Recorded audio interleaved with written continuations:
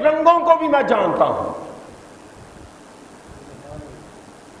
تو پیارے بھائیوں، جہاد کا لفظ بہت آسان ہے، بلکہ اس کو تو ہم نے لینا چھوڑ دیا، کیونکہ اس سے موت ٹپک رہی ہے، موت کا تصور ہے جہاد میں، اس لیے ہم نے اس کا نام لینا چھوڑ دیا۔ جب نام لینا چھوڑ دیا تو اب کے زمانہ میں دجال کا تعارف کروایا جاتا تھا، صحابہ اکرام کو اس کا تذکرہ سنایا جاتا تھا کہ دجال آئے گا، اور وہ دجال اس کے پاس زندگی اور موت کا پیکج ہوگا، بڑا پاورفل وہ پیکج رکھتا ہوگا، کسی کو زندگی دے دی، کسی کو مار دی۔ تو دیکھیں کہ آج دجالی قوتیں کیا کرتی ہیں کہ ٹیکس لگا دیے جا، اس سے کھیلنا نہیں، اس کی عزت کو پامال نہیں کرنا، میرا یہ کنبہ ہے۔ تو ہم مسلمان پوری دنیا میں رہنے والے، ان کے ملک 57 یا 56 ملک گنے جاتے ہیں کہ 57 یا 56 ملک کے اندر مسلمان رہتے ہیں، مسلمان حکومتیں، مسلمان ایک پاور ہے، مسلمان کے پاس ایک طاقت ہے۔ تو اس دنیا کے اندر اگر کسی دنیا کے السلام علیکم ورحمۃ اللہ وبرکاتہ۔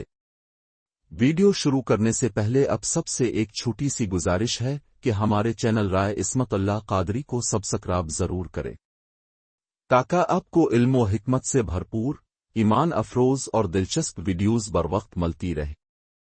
جزاکم اللہ خیر۔ الفا اب چلتے ہیں آج کی ویڈیو کی طرف۔ یہ کہ آئندہ حالات کیا ہوں گے، لیکن ہم آنے والی اپنی نسلوں کو کچھ بتاتے ہی نہیں۔ میرے آقا صلی اللہ علیہ وسلم تو فرما رہے ہیں کہ جو دجال کے مقابلے میں میری امت کے لوگ جہاد کریں گے، میں ان کے ناموں کو جانتا ہوں۔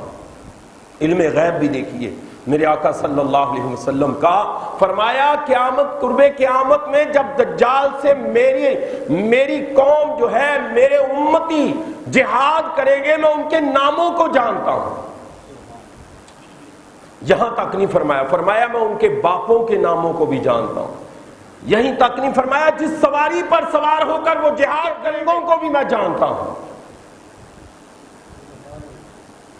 تو پیارے بھائیوں، جہاد کا لفظ بہت آسان ہے، بلکہ اس کو تو ہم نے لینا چھوڑ دیا، کیونکہ اس سے موت ٹپک رہی ہے، موت کا تصور ہے جہاد میں، اس لیے ہم نے اس کا نام لینا چھوڑ دیا۔ جب نام لینا چھوڑ دیا تو اب ہو رہے ہیں یہود و نصارہ۔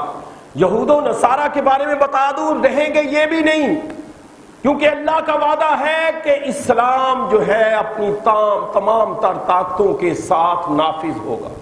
ہر طرف شرق و غرب، شمال و جنوب، ہر طرف اسلام ہی اسلام۔ میرے آقا کا کلمہ پڑھا جائے گا، ایک وقت آئے گا، اس وقت ہم مغلوب ہیں، اس وقت غالب ہو۔ اس وقت جو حالات ہوں گے وہ کیا کیفیات ہوں گی، اس وقت جو فتنے فساد دجالی قوتیں ہیں، یہ سمجھ لیجئے کہ یہ یہودیوں کے ناپاک جسموں کی وجہ سے ہے۔ نجس جو یہود و نصارہ ہیں، ان کی وجہ سے یہ ہمارے مسلمانوں کے جسموں کو کاٹا جا رہا ہے، ان کی عزتوں کو لوٹا جا رہا ہے، یہ یہود و نصارہ کی وجہ سے۔ فرمایا کہ جب ایک وقت آئے گا جب اللہ کی مدد شامل حال ہو جائے گی، تو اس وقت جب جہاد عام ہو جائے گا، پرچم اسلام بلند ہوگا، اس وقت یہودی جو ہے وہ کسی پتھر کے پیچھے چھپے گا، تو وہ پتھر بھی بولے گا کہ میرے پیچھے ہے مجاہد اسلام، میرے پیچھے یہ منافق، یہ یہودی چھپا بیٹھے۔ درختوں کے پیچھے، حجر شجر کے پیچھے جہاں وہ چھپے گا، وہ چیزیں بولیں گی اور بتائیں گی کہ یہ میرے پیچھے چھپا۔ ایک درخت کے بارے میں، گرکت درخت ہے جو یہودیوں کا ہے، فرمایا کہ وہ بات نہیں بتائے گا، باقی دنیا کی ہر شے بتائے گی کہ یہودی۔ آخری یہودی جب اس صفحہ ہستی سے اس کو مٹا دیا جائے گا تو اس وقت جو ہے وہ امن قائم ہو جائے گا۔ آج امن کیوں نہیں ہے؟ کہ یہود و نصارہ جو مسلمانوں کے دشمن ہیں، ہم نے ان کو پہچانا نہیں ہے. ہم امن کی بات کرتے ہیں کہ نہیں فساد نہیں ہونا چاہیے. یہ فساد نہیں، یہ جہاد ہے جس کو ہم فساد کا نام دیتے ہیں، جس کو ہم جو ہے وہ کہتے ہیں کہ نرمی ہونی چاہیے. نہیں، یہ بزدلی کا نام ہے، یہ نرمی نہیں ہے. جہاد کا لفظ چھوڑا تو پھر اللہ نے ہم سے منہ موڑا.